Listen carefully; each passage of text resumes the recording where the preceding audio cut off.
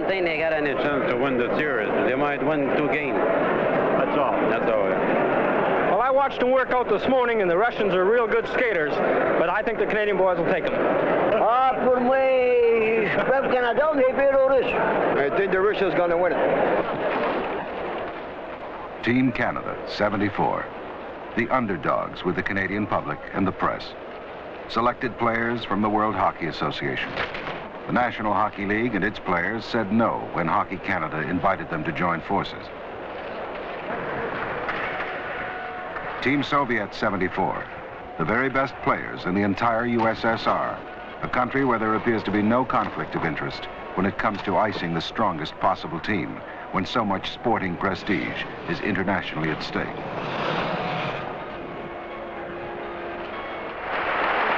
It's Canadian hockey versus Soviet hockey. The founders versus the refiners. It's truly hockey versus hockey.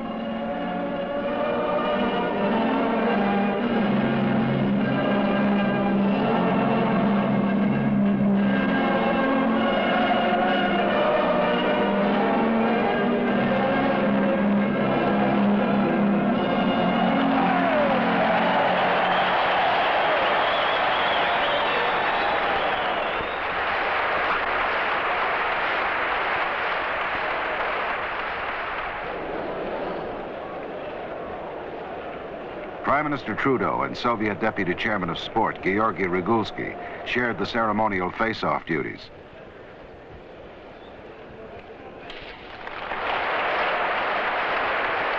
In just a moment, we'd find out if Team Canada 74, whose players went to their Edmonton training camp only 16 days before, could cope with the mighty Soviet hockey machine. It's kind of a different atmosphere here. There's not as many players. I think everybody's going to get a good chance here, and everybody's going to be in better condition, I think, than we were the last time. And I think we know what to expect now. Most of us, everybody's been watching them for years, and I don't think we'll underestimate them this time. Frank Mahovlich played in 1972 when Canada defeated the Soviets in a dramatic 8 games. So did defenseman Pat Stapleton. We have the experience of being able to look back at what happened in the last series and being able to study the movies. Going into the last series, it was like playing an unknown team, or an unknown quantity. And as it turned out, it took a while to adjust. Even the intervention of Prime Minister Trudeau couldn't make this next fellow eligible with the NHL Team Canada of 1972. I don't think I've ever been to a camp where I've seen a greater group of guys with a better attitude than I have right here in Hockey Canada. It's just been fantastic, and if attitude means anything, and I know we all know it means a great deal, we're certainly going to be ready. Nobody doubted their attitude. The question was, how could Team Canada be in shape, in condition to skate with these well-prepared Soviets after only 16 days of training camp? The Soviet lineup had several familiar names.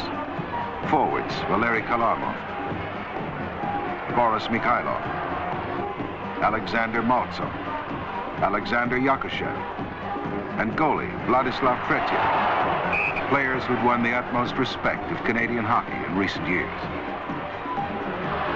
Team Canada's most notable names included Jerry Cheevers in goal, Pat Stapleton on defense, along with veteran J.C. Tremblay, and up front, Paul Henderson, the previous Canada-Russia series scoring hero, Bobby Hull, and Frank Mahovlich, Ralph Baxter, and a 46-year-old miracle man, Gordie Howe. It's the second period now, with Canada leading 2-1, and number 17, Valery Kalamov, scores one of the most spectacular goals of the entire series.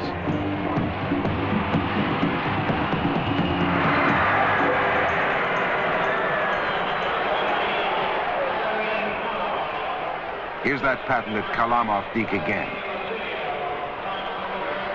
A remarkable goal by a remarkable player who earlier in the game had a spectacular collision with Rezhan Hul.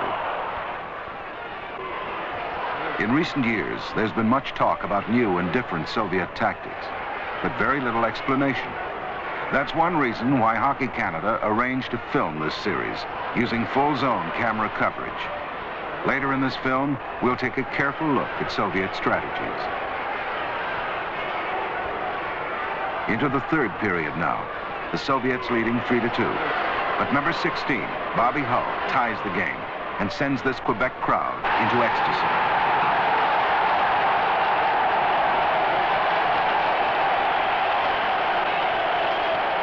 The Colisée was enraptured. Here was Team Canada 74, outskating and outshooting the Soviets in the third period when everybody predicted they'd run out of gas. With just about half a minute to play, number 27, Frank Mahovlich, had an excellent try for the winning goal. The game ended 3-3, a fitting wind-up to a well-played match, played in a style in line with Health and Welfare Minister Marc Lalonde's luncheon remarks to the two teams the day before. Les relations entre le Canada et l'Union soviétique durant les dernières années ont connu une expansion sans précédent. The relations between Canada and the Soviet Union during recent years has known an unprecedented expansion. And there is no doubt that sport is an element extremely important in the development of these relations. In the last few years, we've had the pleasure to receive representatives of the USSR in a number of sports, not only hockey. And these competitions that took place in Canada and Russia have contributed greatly in cementing the friendly relations between our two great nations. So in conclusion, I will only say to both teams on behalf of the Government of Canada and on behalf of all Canadians, best of luck to you all, and we stand behind both teams. Okay.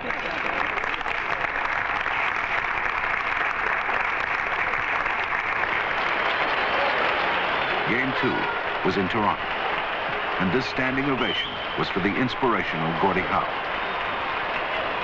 Tonight, his 19-year-old son, Mark, was in the Team Canada lineup too, and father and son, together with Ralph Backstrom, opened the scoring with a beautiful passing play. The puck goes from Mark to Gordie, back to Mark to Backstrom. Here it is.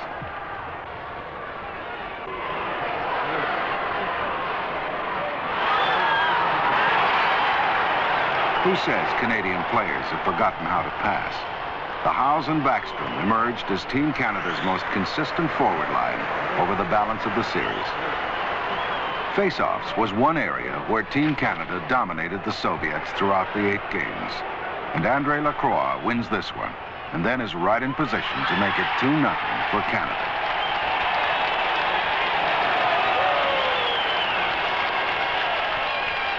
In the second period, with the score 3-1 for Canada, Vladimir Petrov scored a goal that hardly anybody saw. As we see it again, the puck was in and out in a fraction of a second. This would have made it 3-2 and may have affected the eventual outcome. Canadian referee Tom Brown, however, did not see the goal. When he consulted with the goal judge who had put the red light on, the goal judge showed some hesitation, and so Brown ruled no goal. While on the subject of officiating, a certain amount of chippy play crept into this game. Players weren't always stopping on the whistle.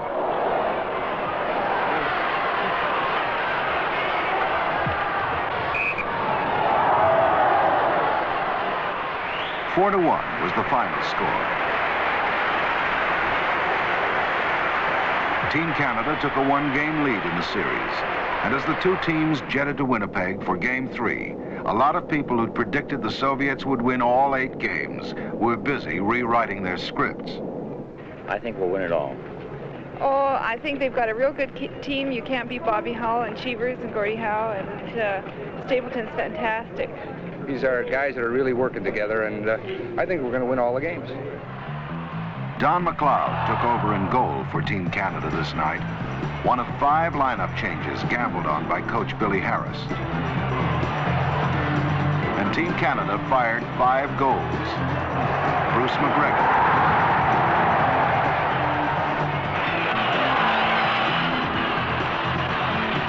Tom Webster,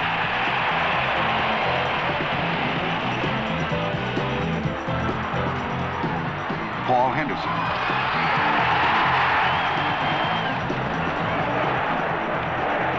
Henderson again.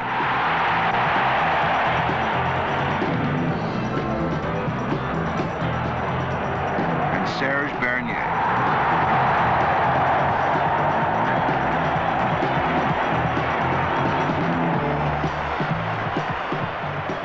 But the Soviets bombarded McLeod with a barrage of 8 goals.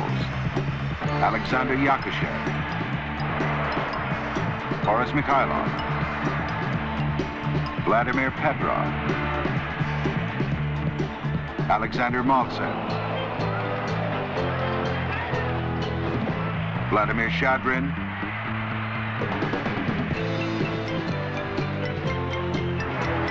Alexander Vodanov, Yakushev again,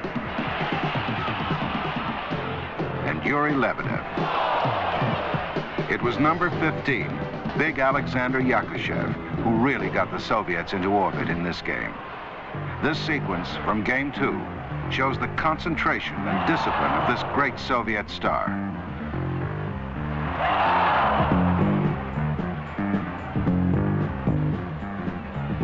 Nothing can deter him from his task.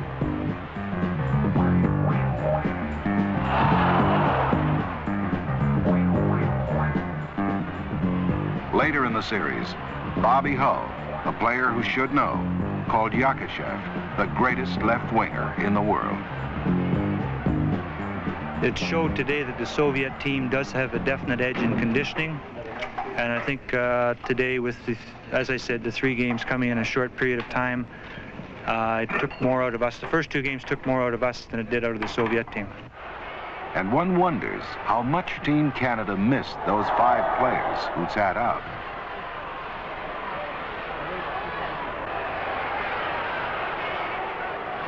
Victor Dombrovsky, a Russian referee, handled this game in Winnipeg, and the chippiness, which sprouted in Game 2, grew more prevalent.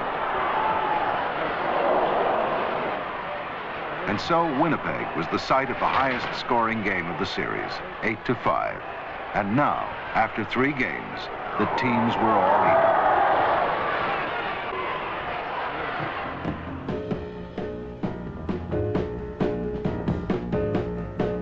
Vancouver welcomed the teams with 85-degree weather. And the Soviets seemed to be enjoying the newspaper accounts of their previous night's triumph, among other things.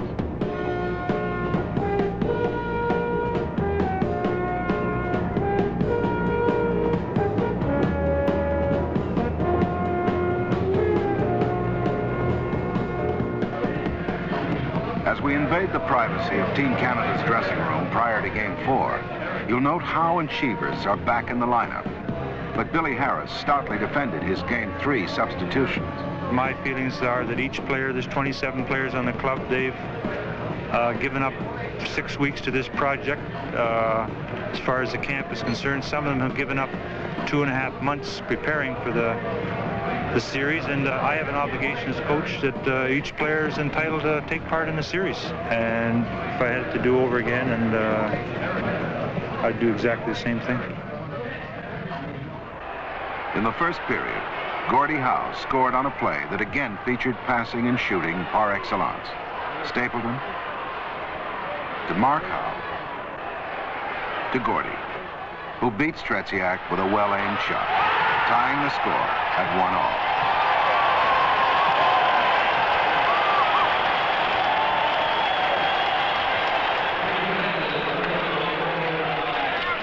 Big number 9 had just shown Tretiak and the world why he's professional hockey's all-time scoring champion. Team Canada beat Tretiak 4 more times within a span of 5 minutes, and still in the first period. 3 of the goals by Bobby Hull. That tied the score, 2-2. 3-2 for Canada. And with a Mahavlich goal just before this one, it was now 5-2.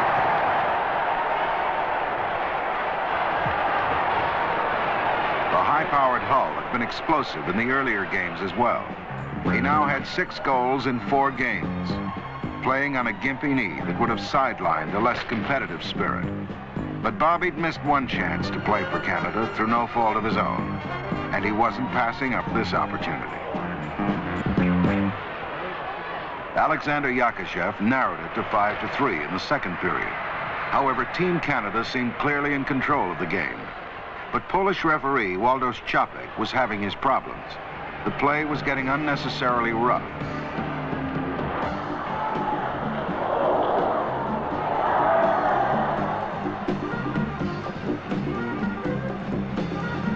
Either Czapek didn't see all that was happening, or the international officiating standards differ greatly from what Canadian professionals are accustomed to.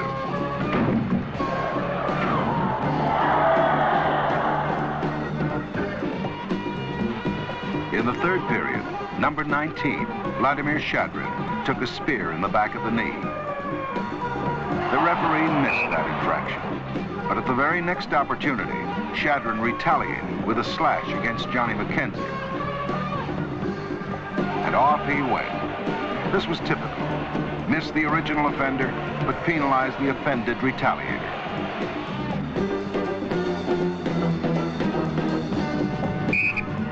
In any event, Team Canada seemed to forget about hockey.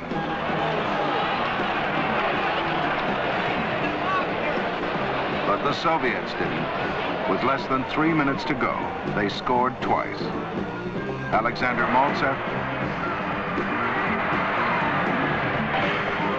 then Alexander Gusev.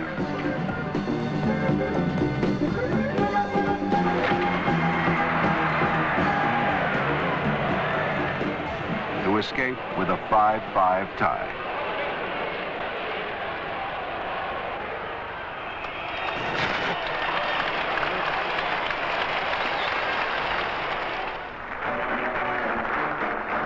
Both teams could smile at the post-game banquet. The Soviets lucky to be returning to Russia on even terms after generally being outplayed in 3 of the 4 games in Canada. Team Canada happy to be even after 4 games when most people had given them so little chance. But the Soviets' dramatic comeback here in Vancouver had spoiled a night that otherwise belonged to the classy Bobby Hull. It's been a terrific thrill for me. And I know that back a couple of years in the first series, some of we has-beens weren't allowed to play against the Soviet team, which we certainly would like to have done, because these fellows on our right here are just fantastic athletes, and I admire every one of them. And it's been a great experience for me, and I know that my wife and her mother, my mom and dad, will have a great time over in the Soviet Union. And again, I say it's been my extreme pleasure to play for Billy Harris and to represent Canada in one of the most fantastic experiences of my life. Thank you very much.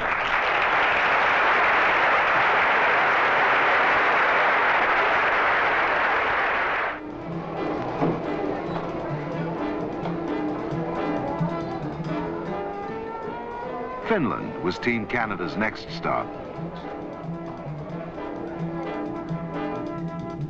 8 days separated games 4 in Vancouver and 5 in Moscow.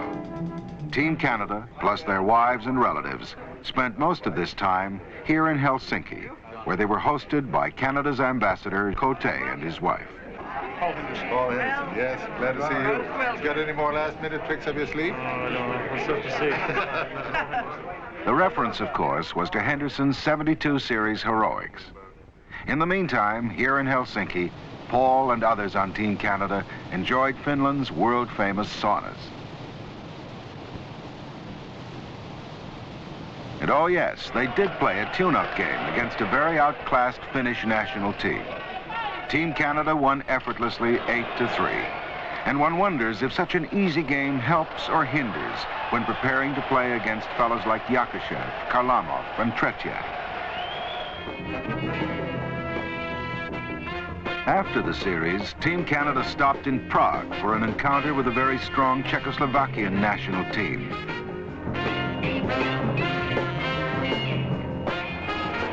Granted that this game came at a time when Team Canada was let down after a tough 8-game series. Nevertheless, the Czechs provided such a competitive challenge that one asks if Team Canada should have tuned up against this kind of opposition between games 4 and 5.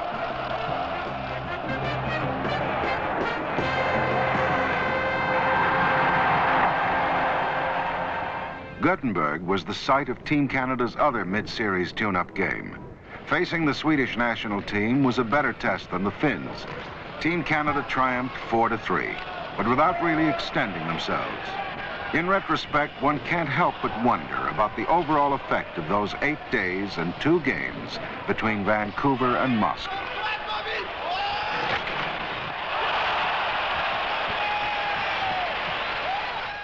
Moscow's Sheremetyevo Airport.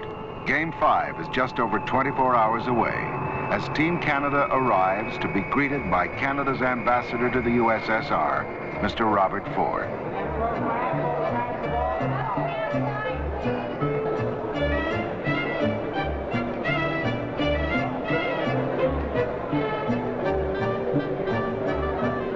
The Soviet ground crew personnel were anxious to get a glimpse of the arriving Canadians, as curious as the Canadians were about them and the Soviet Union. Several hours later, after laboriously clearing customs and immigration, and now too late to practice that day, Team Canada arrived at their downtown hotel, the Rossiya, the largest in Europe, which also housed Canadian fans who'd flown to Moscow to witness these final 4 games.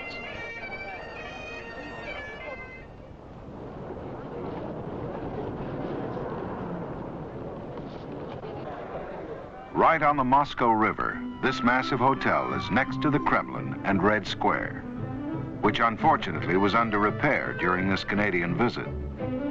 Close by is St. Basil's Cathedral, probably the best-known landmark in the entire country. This awe-inspiring piece of architecture dates back to Tsar Ivan the Terrible.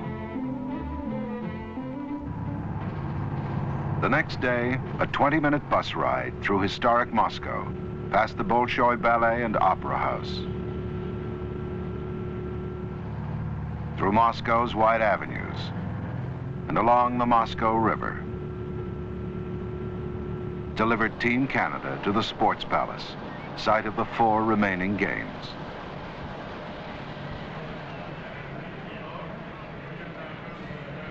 Soviet broadcaster Nikolai Osarov arrives, as do several members of the Soviet team.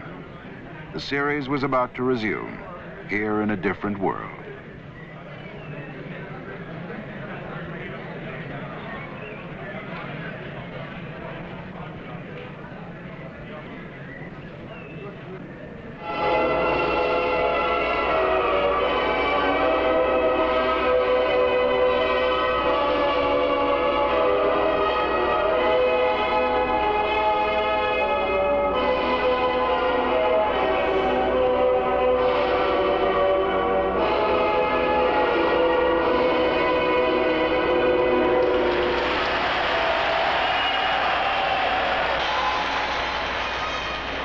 The Soviet symbol of hospitality is a presentation of bread with salt.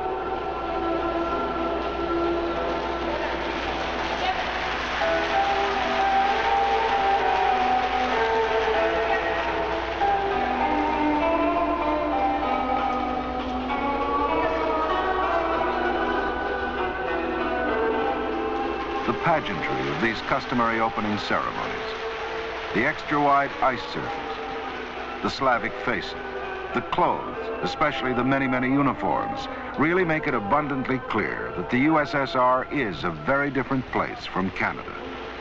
The chance to learn about our cultural differences is a bonus for all who take part in such an international series, be they participants or spectators.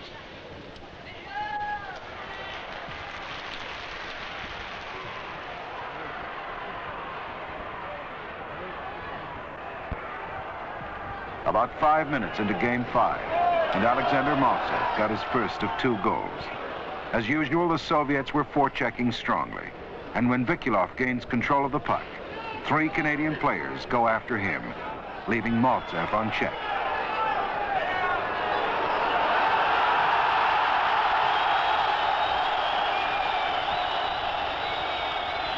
Now let's look at some things which our cameras reveal about the Soviets' forechecking and their defensive strategy in general.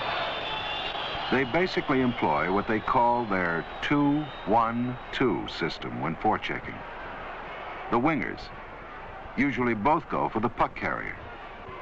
The center waits out in a deep slot position, ready to react to the play and in a potentially good scoring position should his wingers get the puck.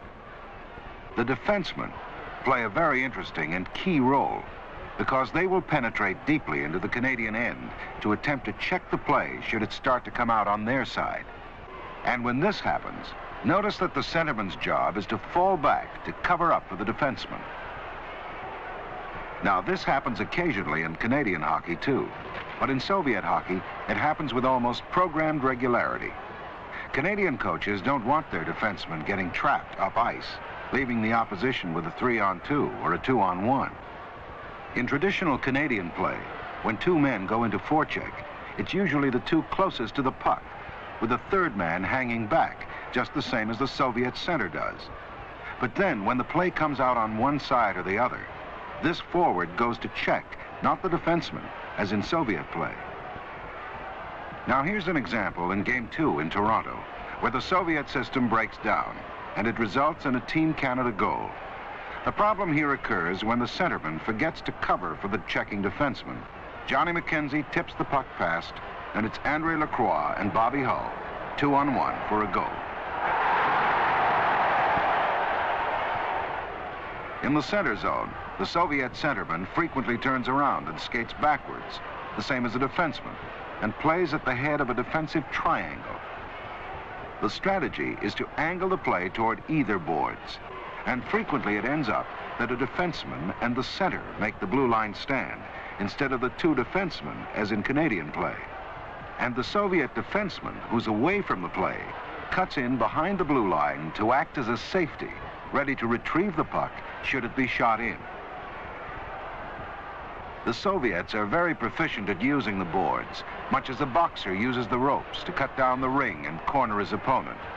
Soviet players will angle the puck carrier into the boards and out of the skating room. This angling into the boards is usually done quite carefully, making absolutely certain that the man is squeezed out. The Russians are seldom interested in plastering a man into the boards, as so often happens in Canadian hockey. The hard-hitting tactic of the Canadian style has the advantage of being physically punishing, but it's also dangerous. Bad timing, and you can miss your check and/or the puck altogether. The Soviet system is not as intimidating, but it certainly can be frustrating.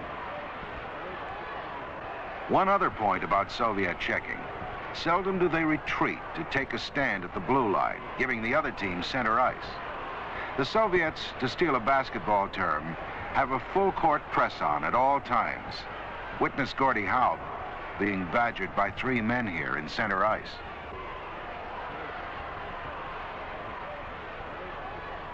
Not big tactical differences, but things which, when well executed, force Team Canada to react and adjust.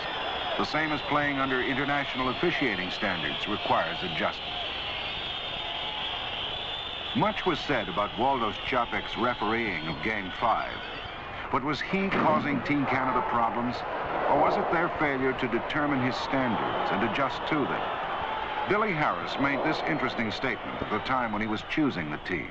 I have found over the years that for a hockey player to participate in international competition, he has to be mature, he has to be able to control his emotions. It's quite different than playing in your own continent and playing in your own league.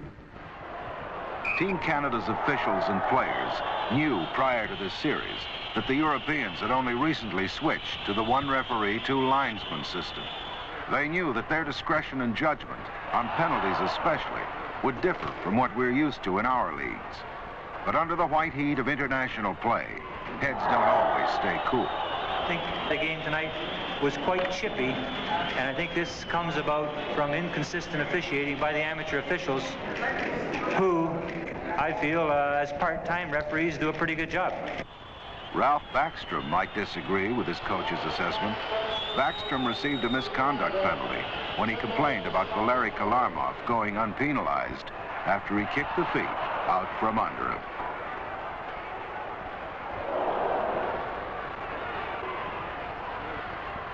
The discretion of the ruling's a little different over here, but actually all the game is just puck control, and if you have puck control, you got the game, regardless of what kind of rules you have. But when you're losing, it's a little upsetting. Puck control's the name of the game, spoken by a man who knows. And here comes Alexander Maltsev to pot his second goal of the evening as the Soviets won Game 5, 3-2, to take a one-game lead in the series.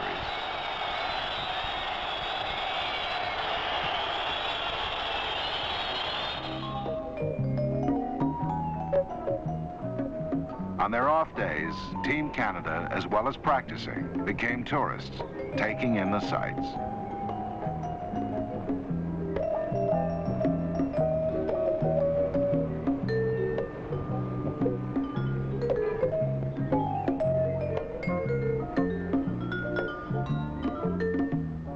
Souvenirs were a must. This is a state-operated Berezovka store, where only tourists are allowed to shop, and all purchases must be made with foreign currency.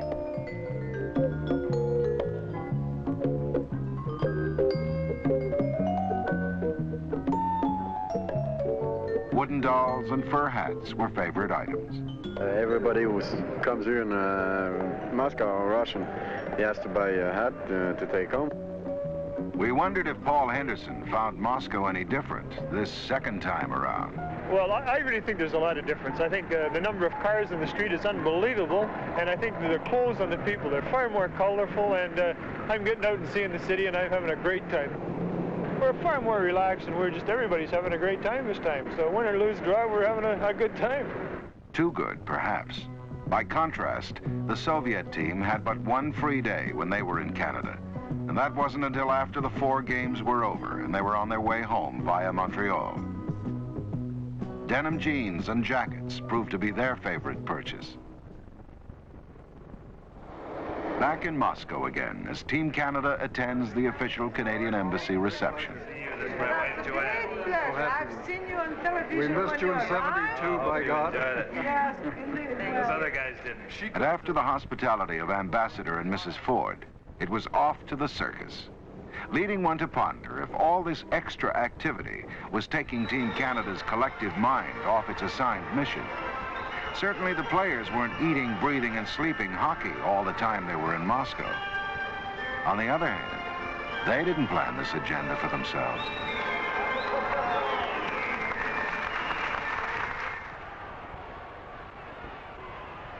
Game 6 started and finished on incidents revolving around Valery Kalarmov and Ricky Lee. Lee overskated the puck, and the ever-alert Kalarmov pounced on it, leading to a Soviet goal.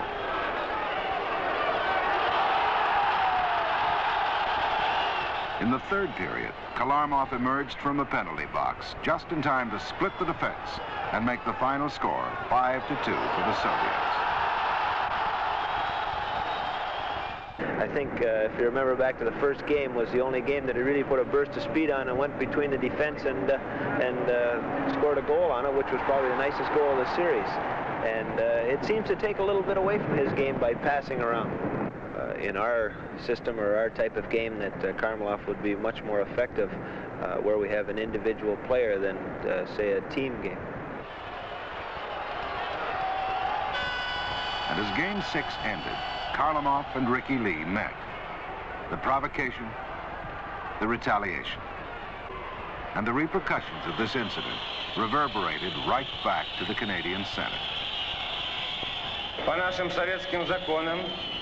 The speaker is Boris Kalagin. According to Soviet law, criminal law, the Canadian player who started that fight and injured our player. According to our criminal code, he should be jailed for 15 days. We call such people persona non grata.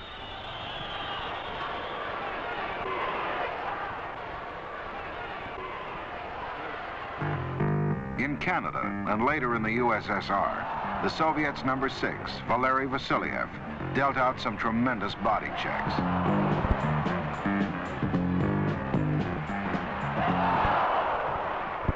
And here, in Game 6, right after this check on Bruce McGregor, another altercation broke out.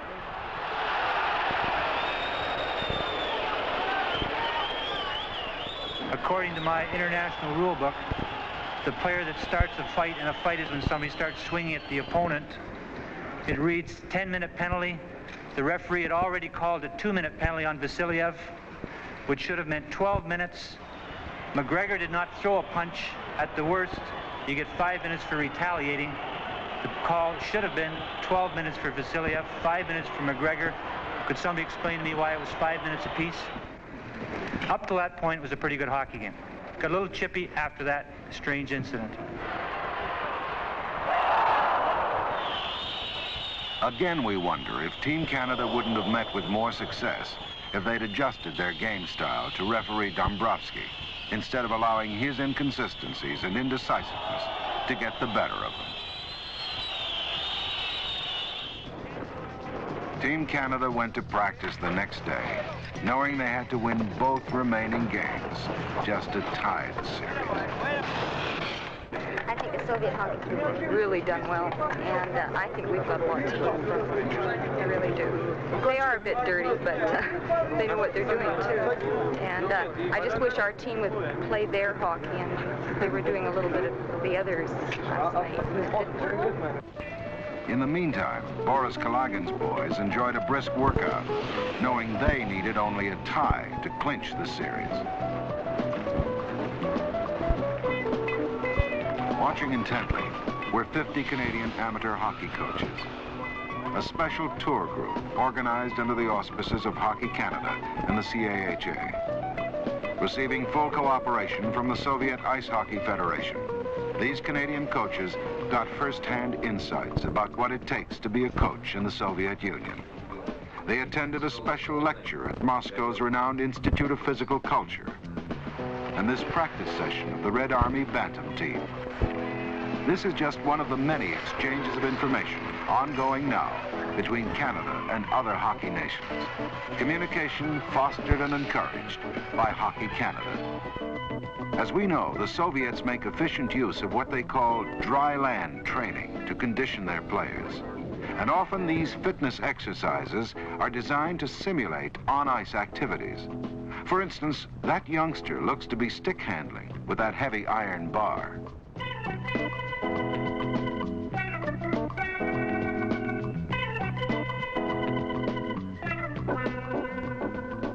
This inventive technique of the Soviets to devise year-round training methods, such as these skiers jumping off a synthetic surface when snow isn't available, has no doubt helped them to attain such finely conditioned international sportsmen.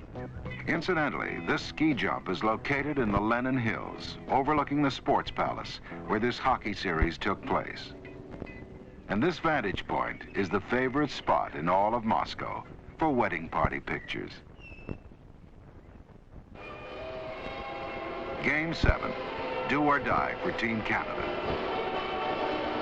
And it proved to be a spectacular hockey match, perhaps the finest hour in the long and notable career of number 14, Ralph Backstrom, who scored 2 of Canada's 4 goals.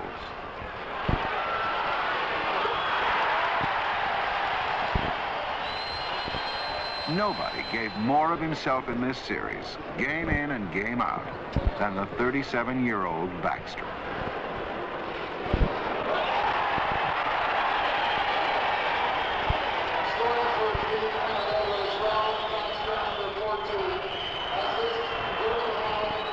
But Vladislav Tretiak, as usual, was at his stingy best in the Russian goal.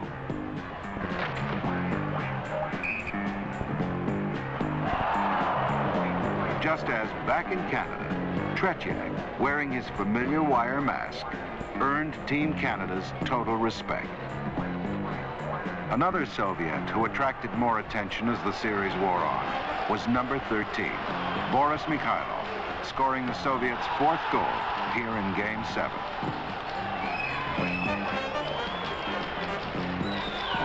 Earlier in Canada, Jerry Cheevers had demonstrated a marked dislike over Boris's tendency to lurk in his goal crease. But apparently their differences were settled in gentlemanly fashion. Mikhailov, their captain, was described by Team Canada players as the very heart of the Soviet team. As Game 7 drew towards its conclusion, attention was drawn to the fact that the clock had kept running for several seconds while the play was actually stopped. Now here comes the most controversial incident of the entire series. Bobby Hull scores. The puck is in the net. In fact, it's on its way out again. Here it is again in split screen. Notice the lights behind the goal. Neither the green to signal the end of the game nor the red to signal the goal is on, but the puck is definitely in the net. Now, by viewing a frame at a time, the green light comes on prior to the red. And referee Tom Brown ruled, in his best judgment, that the goal was scored after the conclusion of regulation time. To be fair, Brown made his call without the benefit of high-speed photography or a TV replay, and he called it as he saw it. But one can't help speculating about the effect of those valuable seconds that were lost when the clock was allowed to run during timeout. The final score was officially 4-4. The Soviets had won the series. In the 7 games, they'd outscored Canada 29-25. And this is a good time to look at the Soviet offensive strategies. They rely heavily on lightning speed counterattack as soon as they gain control of the puck.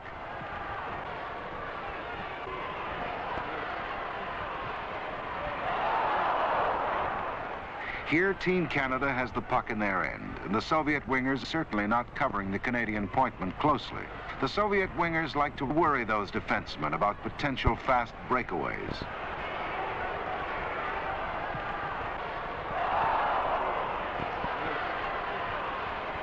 Now, as soon as one of their defenders gets the puck, it's up ice almost in the same motion.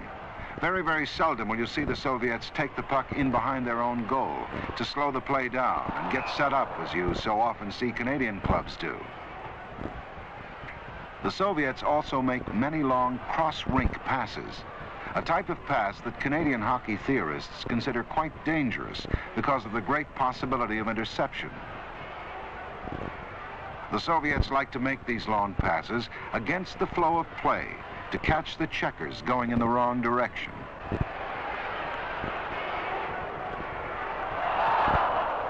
Here's why Canadian coaches think the long cross-rink pass is a no-no.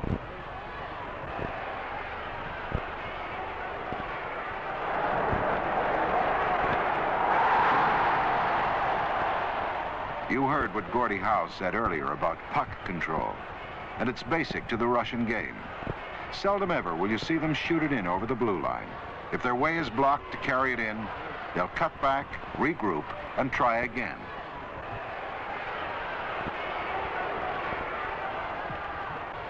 And the Soviet forwards have great flexibility of movement when on the attack. Left wingers come up on the right side and vice versa. And you'll often see the 3 Soviet forwards together over on one side of the rink, flooding a particular zone.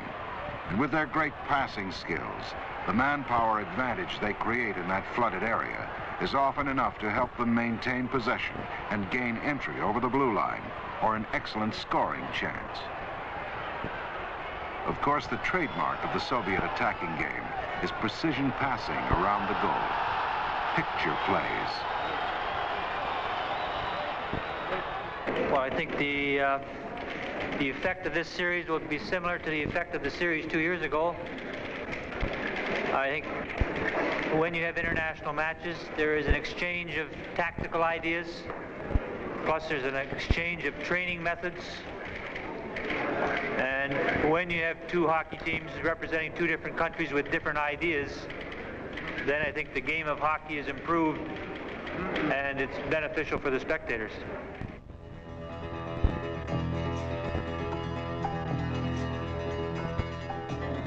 Another off-day tour enjoyed by the visiting Canadian press and radio corps took them to the exhibition of economic achievement where there were many interesting displays on the Soviet space program. Another field where the Russians are beginning to exchange information with the West as they prepare for joint space missions. Game 8 could not change the outcome of the series, but Jerry Cheevers did not let up. He played the way he'd played throughout. Both Cheevers and Tretiak played in 7 games in this series, with Jerry allowing 1 less goal, 24-25. It's not surprising that the Soviet players said Cheevers was the best goaltender they'd ever faced in international competition.